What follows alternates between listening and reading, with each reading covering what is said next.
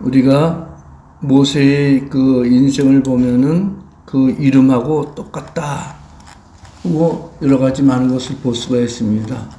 모세라는 이름의 뜻은 물에서 건져냄을 받았다라는 뜻으로 이 모세는 이스라엘 백성들을 애굽에서 인도해내는 출애굽의 기수요 이스라엘 법치 국가의 창시자로서 지금도 이스라엘 사람들은 다윗 왕과 더불어 모세를 굉장히 존경합니다.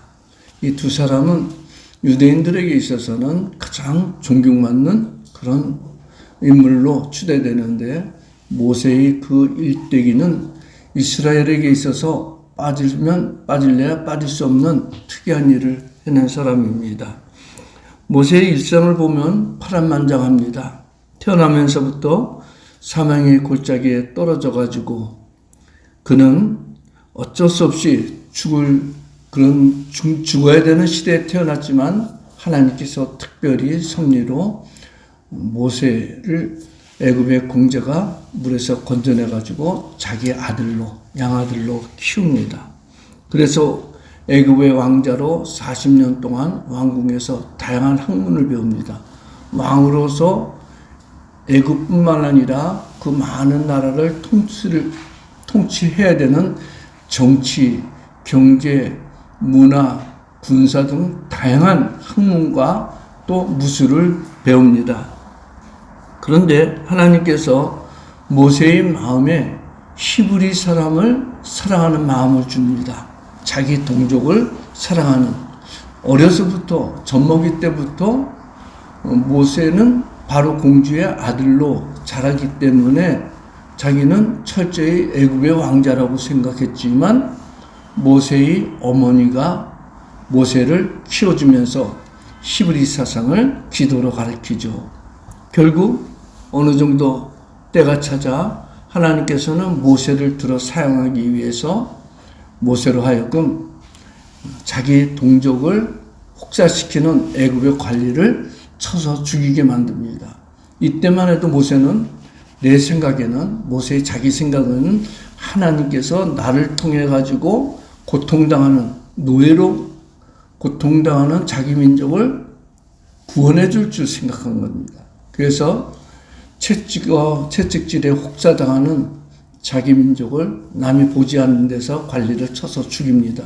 근데 하나님 앞에서 은밀하게 일을 행할지라도 누군가는 그거를 보고 있습니다. 그 다음날 자기 형제들끼리 히브리 민족끼리 싸우는 것을 보고 모세가 말리자 그 한 사람이 내가 무슨 자격으로 우리 싸움을 말리냐? 네가 어제 애굽의 관리를 쳐 죽인 것처럼 나를 죽이려고 하는 거냐? 하면서 모세를 고발합니다. 모세는 어쩔 수 없이 광야로 도피하게 되죠. 왜냐하면 그 당시 애굽의 법은 애굽의 관리를 쳐 죽인 사람은 반드시 죽이도록 법으로 명문화되었기 때문에 애굽의 왕자라고 해도 그는 어쩔 수 없이 사형에 해당하는 큰 죄인이 되었습니다. 그래서 결국 광야로 도망가갖고 미디안 광야에서 또 미디안 제사장 이드로의 딸인 십브라와 결혼을 하고 40년 동안 목동일을 합니다. 왕자로서 가장 높은 자리에 앉았던 그가 가장 낮은 곳에 떨어졌습니다. 이 40년 동안 모세는 하나님으로부터 그 인격이 깎고 다듬어지는 연단의 기간이었습니다. 때가 차제 하나님께서는 40년 후에 모세를 부르기 시작합니다. 애굽의 그 가시떨기나무 가운데 타는 불꽃, 그것은 곧 애굽에서 고통당하는 이스라엘 백성들을 상징하는데 모세가 자기 양떼를 거느리고 양을 치고 있는데 어느 날 갑자기 가시떨기나무에서 불이 타는데 불꽃이 일어나는데 이상하게 불꽃은 있는데 나무는 타지 않는 신비한 불꽃을 보게 됩니다. 그것을 보고 호기심에 찾아갔더니 갑자기 하나님의 음성이 들리는 것입니다. 하나님께서 말씀으로 모세를 사로잡고 이제 애굽으로 보내서 이스라엘 백성들을 구원하는 출애굽의 기수로 세우신 것입니다. 이때 오늘 성경에 보면은 모세가 바로에게 찾아가면서 하나님의 말씀, 하나님의 명령에 따라 애굽으로 가는데 하나님의 지팡이를 들고 갔더라라고 했습니다. 이전 날에는 목동으로 사용하는 지팡이가 하나님이 주신 사명에 사로잡혀가지고 애굽으로 갈 때 관광 가는 것이 아니고 하나님의 약속에 따라 아브라함과 이삭과 야곱의 그 후손들을 젖과 꿀이 흐르는 땅으로 인도하러 가는 그 길에 잡은 지팡이는 하나님의 지팡이가 되었던 것입니다. 이처럼 모세의 출애굽 사명과 지팡이는 뗄래야 뗄 수가 없는 지팡이였습니다. 이 하나님의 지팡이, 이 지팡이에 대해서 한번 상고하면서 하나님은 오늘 우리를 어떤 모습으로 보고 있는가 한번 상고하며 은혜 받는 시간이 되기를 주님의 이름으로 축원합니다. 첫 번째로 양치기로 사용한 모세의 지팡이, 출애굽기 4장 2절에 보면 여호와께서 그에게 이르시되 내 손에 있는 것이 무엇이냐 그가 이르되 지팡이니이다 라고 했습니다. 하나님께서 모세를 떨기나무 불꽃 가운데서 모세를 부릅니다. 모세야 모세야 하고 부르자 모세가 주여 니시오니까 하자 하나님께서 내가 선 땅은 거룩한 곳이니 신발을 벗으라 하고 모세에게 출애굽의 사명을 줍니다. 근데 모세는 자기 자신을 누구보다도 압니다. 애굽의 왕자로 있을 때는 막강한 권력, 왕자라는 권력을 가지고 모든 것을 자기 뜻대로 했지만 지금 현재 자신의 신분은 목동입니다. 그 당시 목동은 가장 천박한 직업으로 간주했기 때문에 사람들에게 대우를 받지도 못하고 존경심을 받지도 못하는데 자기같이 미천한 자가 어찌 애굽으로 가서 하나님의 일을 할 수 있느냐 하고 거절합니다. 하나님, 나는 입이 둔해가지고 말 재주가 없습니다 하자 하나님께서 말을 준 사람이 누구냐? 말을 하도록 입을 만든 분이 누구냐? 하나님 자신이 아니냐? 이러면서 강제적으로 가도록 명령합니다. 그러면서 모세에게 지금 내가 네 손에 들고 있는 것이 무엇이냐라고 묻습니다. 내 손에 있는 것이 무엇이냐?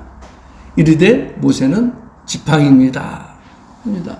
여기서 하나님이 주신 말씀하고 모세의 대답은 우리가 문자적으로나 이상적으로는 똑같지만 본질적으로는 다릅니다.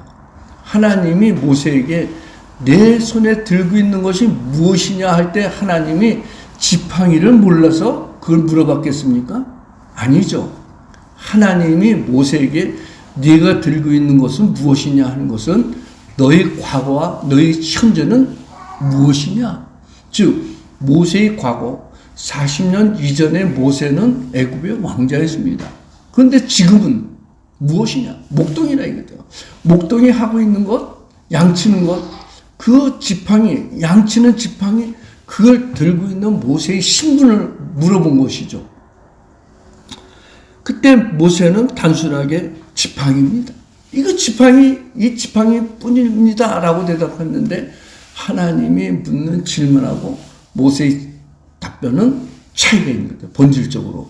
하나님은 너희 과거가 무엇이냐? 너희 과거는 애굽의 왕자 아니었냐?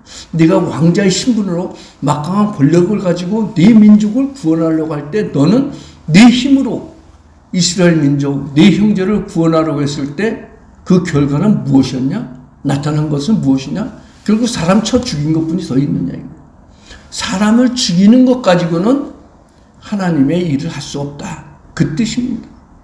결과 하나님은 모세를 완전히 낮춰가지고 광야로 도망가게 하고 미디안 장인 밑에서 40년 동안 처가살이를 하도록 만들었잖아요. 이때 모세가 들고 있는 지팡이는 가장 낮은 신분을 뜻합니다. 얼마나 모세가 자기 자신을 낮췄냐면은 하나님이 나는 너희 조상 아브라함과 이삭과 야곱의 하나님이다. 내가 내 백성들이 고통당하는 것을 보았고 그들이 고통 가운데 절규하며 나에게 기도한 것을 내가 들었노라. 이제 너를 보내서 내 민족을 구원할 때는 너는 가라 하면 가면 되는데 모세는 거절하죠. 애굽의 왕자 시절 때도 못했는데 목동이 내 주제에 무엇을 할 수 있느냐. 그래서 하나님이 네가 가지고 있는 것이 뭐냐? 네가 가장 의지하는 것이 무엇이냐. 그 지팡이 하나거든요. 목동이 필요한 것은 목동이 양떼를 지키기 위해서는 지팡이 하나면 되는 거예요. 그 지팡이를 의지해 가지고 사나운 짐승들을 때려서 쫓아낼 수도 있고 또 그 지팡이를 가지고 양떼를 인도합니다. 그 당시 지팡이는 이 물음표 같은 지팡이가 돼 있어서 곧고 맨 끝에는 약간 휘도록 만듭니다. 그래가지고 양들이 무리해서 이탈할 때 그 지팡이 끝을 가지고 다리를 탁 잡아가지고 당기기도 하고 때로는 목을 감아서 끌어당기기도 하는 그런 유용한 지팡이고 때로는 쉴 때는 그 지팡이를 의지해가지고 앉아서 쉬기도 하는 그 지팡이입니다. 근데 그 지팡이가 과연 이스라엘을 구원할 수 있는 지팡이가 될 수 있느냐 이거예요. 여지껏 모세가 40년 동안 의지했던 그 지팡이 그거 던져라 이거예요. 하나님이 모세에게 그 지팡이를 던지라 하자 어떻게 됩니까? 3절에 보면 여호와께서 그것을 땅에 던지라 하시며 곧 땅에 던지니 그것이 뱀이 된지라 모세가 뱀 앞에서 피하매. 이 모세가 그동안 사용했던 목동의 지팡이가 이제는 하나님의 지팡이로 됩니다.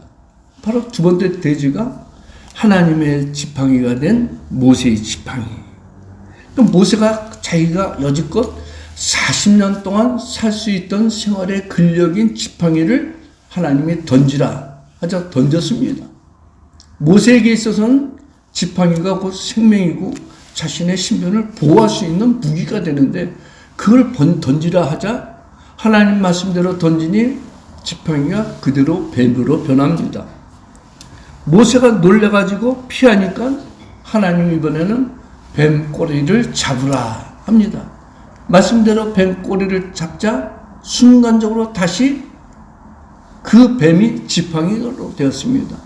그러니까 모세의 관점에서 본 지팡이와 하나님의 관점에서 본 지팡이는 차이가 있다는 거예요. 모세는 단순하게 자기 생활을 위해서 여지껏 자기가 의지했던 지팡이, 남은 지팡이, 가장 단단한 시딘 나무로 만든 그 단단한 지팡이가 내 손에서 떨어졌더니 순식간에 뱀이 됐다 이거죠. 그 뱀은 모세를 공격할 수 있는 뱀이고 모세에게는 필요가 없는 지팡이라 이거죠. 그래서 하나님이 다시 꼬리를 짚으라 하되 잡자 뱀이 지팡이로 다시 변했습니다.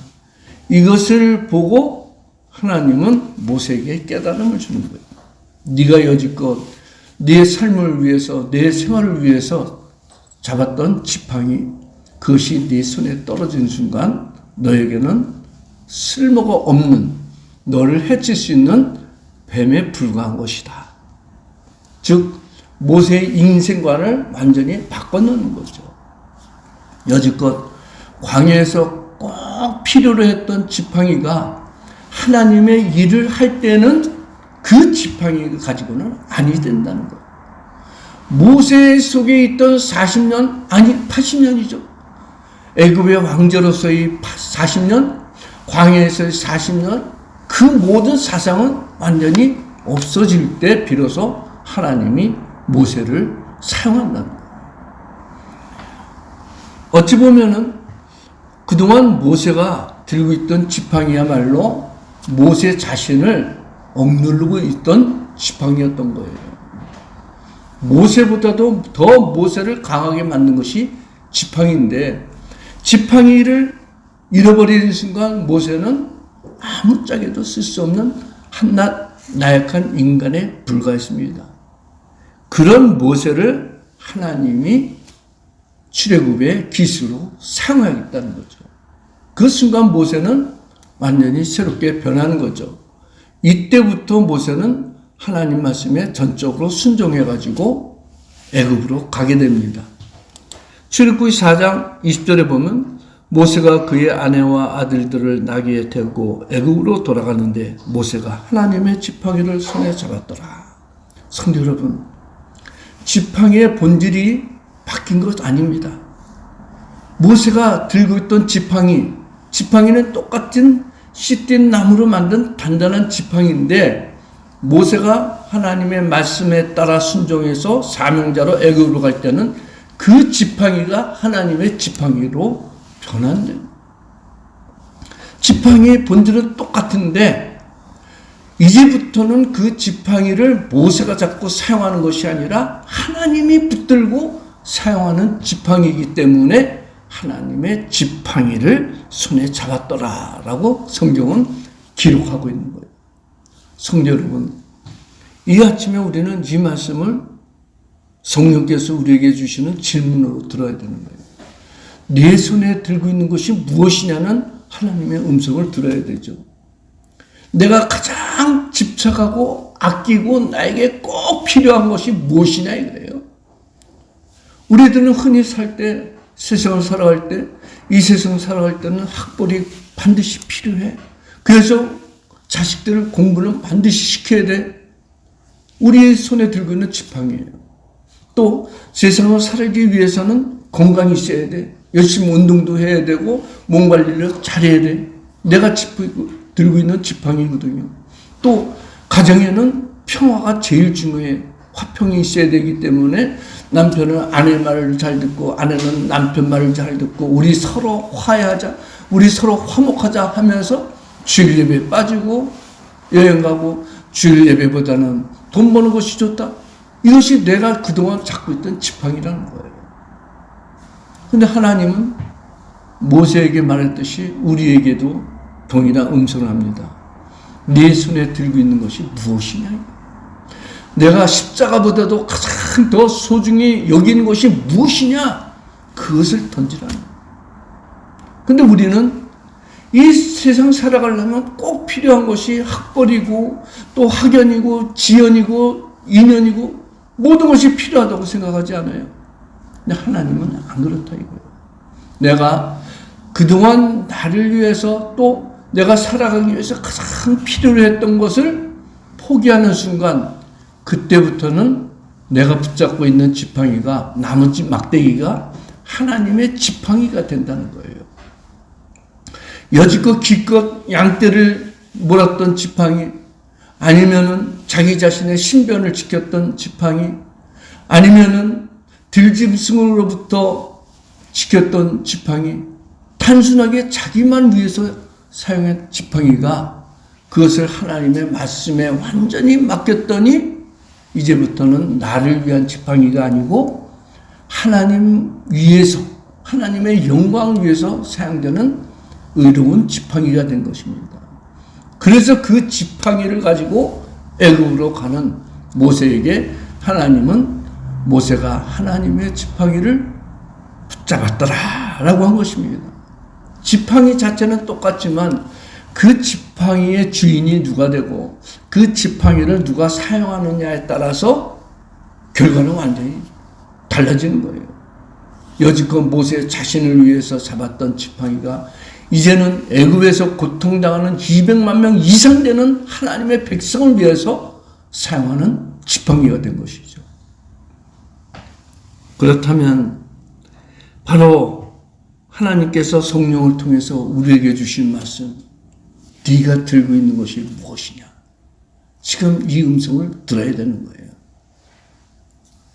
바울 사도는 그래서 내가 십자가 위에는 모든 것을 배설물만도 여기지 않고 다 버렸다고 그러죠. 그렇다고 버렸다고 해서 그냥 다 놓아주고 그것은 아니에요. 그 가치는 십자가가 가장 소중한 가치로 그는 새로운 인생의 출발을 했다는 것이죠. 성도 여러분, 하나님 우리에게 여러 종류의 지팡이를 맡겨주셨습니다.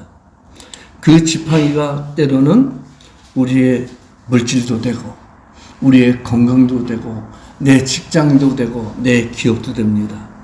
절대로 포기할 수 없는 지팡이지만 하나님께서 성령님을 통해서 우리에게 주시는 이 말씀은 우리가 오늘 이 아침 우리 신비에 새기게 됩니다. 내게 가장 소중하게 붙들고 있는 지팡이가 무엇이냐?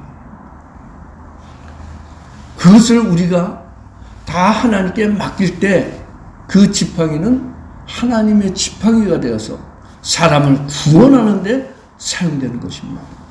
성도 여러분, 여러분 자신만을 위해서 사용하는 지팡이, 그것은 가장 평범한 지팡이지만 하나님의 말씀에 붙들려 가지고 하나님이 원하시는 대로 사용하는 지팡이가 된다면은 그것은 사람의 영혼을 살리는 지팡이가 되는 것입니다. 지팡이는 똑같은데 하나님의 말씀에 의지해 가지고 그 말씀을 붙들고 갈 때는 인간의 지팡이, 모세의 지팡이가 하나님의 지팡이가 된 것입니다. 하나님께서 여러분 각자에게 주신 재능과 달란트, 여러분 각자를 위해서 쓰면 작은 달란트에 불과하지만 하나님의 영광을 위해서 사용한다면 그 달란트는 하나님의 달란트가 되는 것입니다. 세 번째로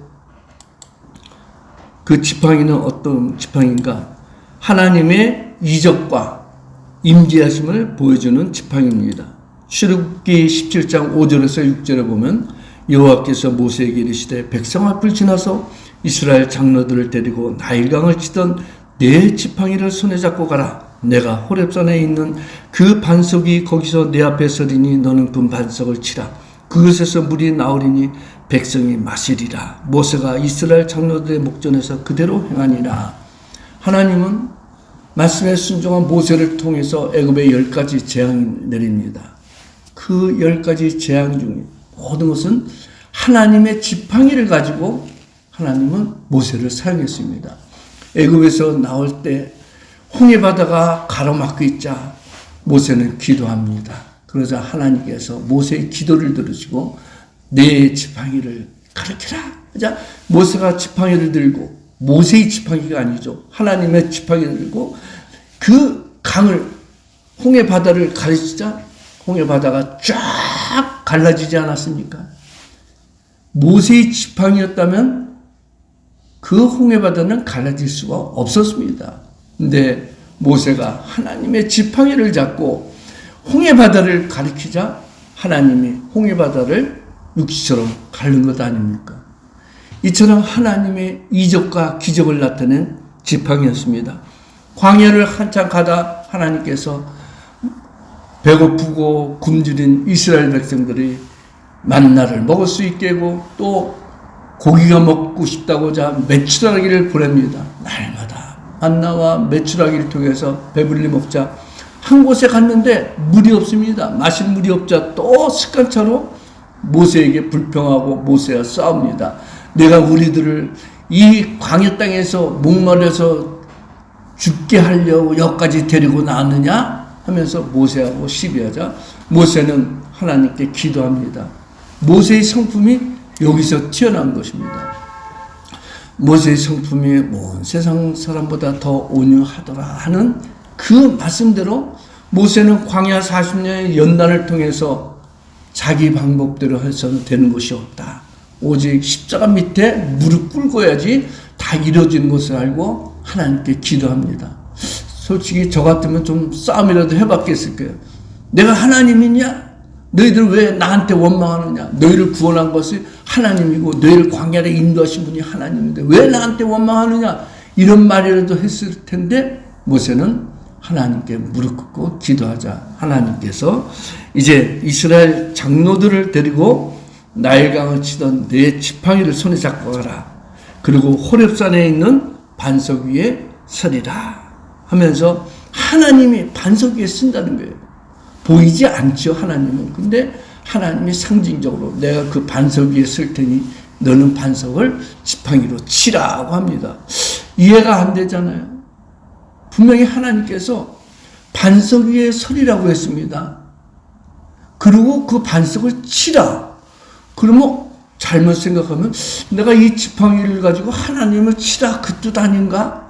이렇게 생각도 될 수 있습니다. 하지만 하나님의 그 깊은 뜻은 단순하게 반석을 치니 반석이 쪼개져서 거기서 생수가 쏟아올랐죠. 지금으로 말하면 대박 난 거예요. 그 생수 팔면은 뭐 전 세계적으로 엄청난 매출이 올라서 세계적인 갑부가 될 수 있겠죠. 생각해 보세요. 여호와 하나님, 내가 의지하는 하나님이 나로 하여금 반석을 치라 했더니 내가 말씀에 순종했더니 반석이 쪼개져서 이 생수가 나왔습니다. 이 생수는 사람을 살리는 생수입니다. 이 생수를 마시는 자는 누구나 다 하나님의 은혜 속에 삽니다. 이거 생수 한 병에 100만 원, 1000만 원 해도 살할 거예요. 그렇죠? 하나님이 주신 생수니. 그러나 그런 생수가 아니라 이거죠. 돈 벌기 위한 생수가 아니라 인간을 살리는 생수라 이거죠. 이 생수는 곧 신약시대에 생수로 오시는 또 반석으로서 쪼개진 예수 그리스도를 상징하는 것 아닙니까? 하나님의 지팡이로 반석을 쳐라! 반석이신 예수 그리스도께서 십자가 위에서 깨지는 그것을 상징적으로 보여주는 것 아닙니까? 성도 여러분, 이처럼 하나님의 지팡이는 하나님의 임재의 상징, 또 이적과 기사를 보여주는 능력의 지팡이가 되는 것입니다. 마지막 네 번째로 하나님의 보호하심을 상징하는 목자의 지팡이입니다. 우리가 잘 아는 대로 시편 23편 4절에 보면 내가 사망의 음침한 골짜기로 다닐지라도 해를 두려워하지 않을 것은 주께서 나와 함께 하심이라. 주의 지팡이와 막대기가 나를 안위하시나이다. 다윗은 목동 출신이었습니다.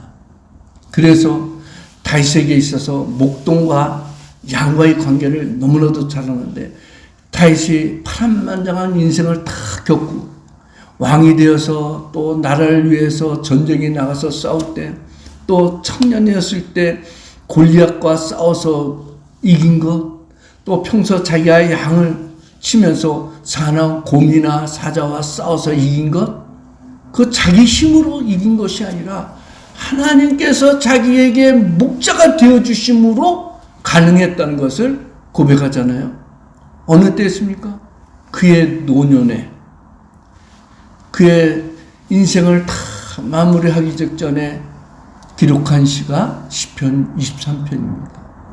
여호와는 나의 목자시니 내게 부족함이 없으리로다.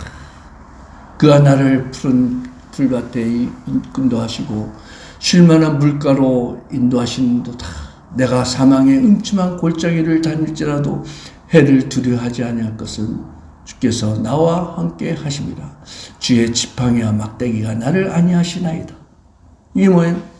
다윗의 인생을 마무리할 때 보니 자기가 목동 출신에서 양떼를 지킨 것도 하나님이 자기의 목자가 되었기 때문에 가능하고, 또 블레셋의 그 거한 골리앗을 물리친 것도 자기가 물맷돌을 다 잘 던져서가 아니라 하나님이 그 물맷돌을 사용해 가지고 그 거한 장수 골리앗을 죽이게 했던 것이고, 또 왕이 된 것도 자기가 특출나서가 아니라 하나님이 자기 인생의 목자가 되었기 때문에 왕이 되었고, 또 아들이 반란을 일으켜서 밤중에 도망하는데 그것도 하나님이 다시 회복시킨 것도 역시 하나님이 자신의 인생의 목자가 되었기 때문이라는 것을 알고 고백한 것이 시편 23편인 것입니다.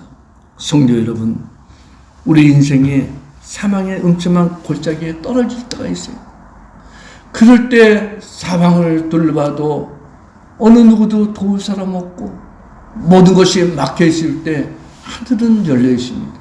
하나님은 항상 우리를 바라보고 계시고 사망의 골짜기에 빠진 우리를 바위 높은 곳으로 세워주시는 우리 인생의 목자가 되어주십니다. 그러기 때문에 우리는 우리 인생의 목자가 되신 하나님, 그분이 지금까지 인도해 주셨듯이 앞으로 나의 인생길, 남은 인생의 과정도 하나님께서 푸른 초장과 쉴만한 물가로 인도해 주신다는 그런 믿음으로 살기를 주님의 이름으로 축원합니다. 마지막으로 하나 이해하고 마치겠습니다. 미국의 39대 대통령 지미 카터라고 알죠. 지미 카터 대통령은 대통령 시절에 여러 가지, 지금도 모든 세상 일에 다 그랬지만 많은 일 중에 하나가 무엇이냐면은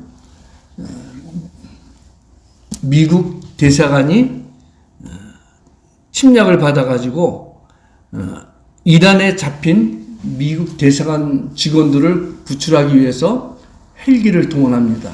근데 헬기에 특공대들, 특수부대원들 싣고 미 대사관에 습격해가지고 대사관 직원들을 구출하려고 하는데 갑자기 큰 태풍, 사막의 태풍, 큰 태풍에 불어서 헬기가 추락하는 사건이 벌어집니다.